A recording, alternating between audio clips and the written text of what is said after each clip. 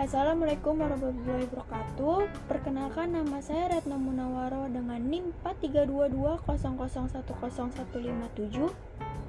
Di sini saya ingin menjelaskan materi pengauditan 1 dengan berjudul Opini Audit dari Kasus PT Jiwasraya dengan dosen pengampu Bapak Febrian Kuarto SE MAKT. Pertama, saya di sini ingin menjelaskan tentang opini audit. Opini audit menurut Kamus Standar Akuntansi adalah merupakan suatu laporan yang diberikan seseorang akuntan publik terdaftar sebagai hasil penilaiannya terhadap kewajaran laporan keuangan yang sudah disajikan oleh perusahaan dan diperiksa kehandalannya. Auditor sebagai pihak yang independen dalam pemeriksaan laporan keuangan suatu perusahaan akan memberikan opini terhadap laporan keuangan yang diauditnya. Apakah opini tersebut wajar atau opini termasuk tidak wajar, dan opini yang lain. Opini auditor, saya ambil kasus PT Asuransi Jiwasraya.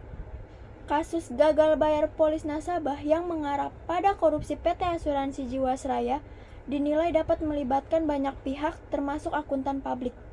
Auditor dianggap tidak mampu atau mengungkapkan kondisi sebenarnya pada Jiwasraya.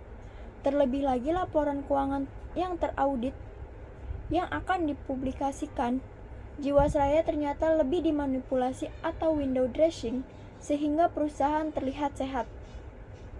Dalam menanggapi kondisi kasus ini tersebut, Ketua Institut Akuntan Publik Indonesia IAPI, Tarko Sunario, meyakini tidak terdapat keterlibatan akuntan publik dalam kasus Jiwasraya ini. Menurutnya, akuntan publik yang mengaudit perusahaan tersebut telah bertindak sesuai dengan standarnya.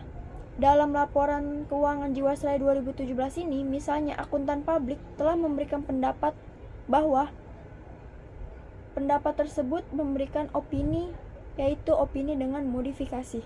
Opini kasus tersebut mencakup salah satu dari 3 jenis opini auditor, yaitu opini wajar dengan pengecualian, opini tidak wajar, dan opini tanpa memberikan pendapat. Opini ini disebabkan karena tidak kesesuaiannya material laporan keuangan dengan standar akuntansi atau karena auditor kekurangan memperoleh bukti. Bukti tersebut karena adanya berbagai sebab sehingga tidak cukup untuk memberikan opini wajar tanpa pengecualian.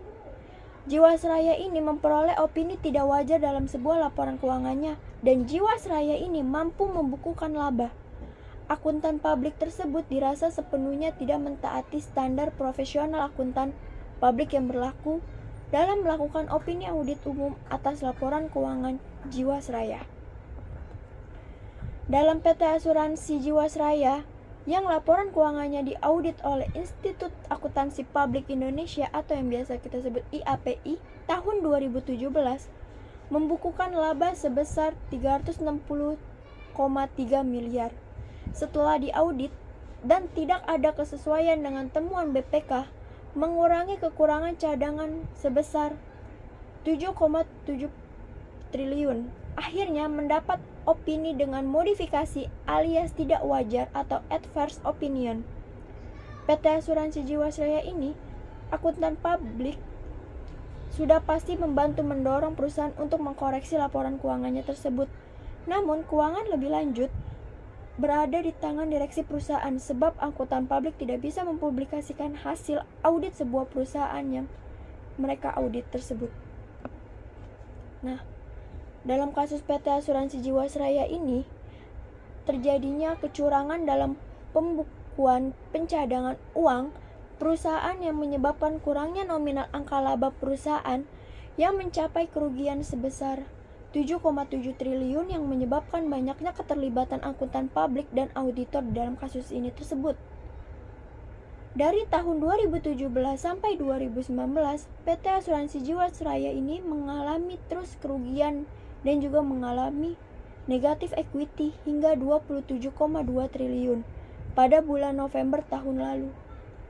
Akibatnya terjadinya pengawasan oleh OJK dalam sektor keuangan perusahaan ini agar tidak muncul lagi kasus lain dan kerugian yang lebih besar tersebut. Sekian paparan materi presentasi yang saya jelaskan. Kurang lebihnya mohon maaf. Wabillahi taufiq wal hidayah.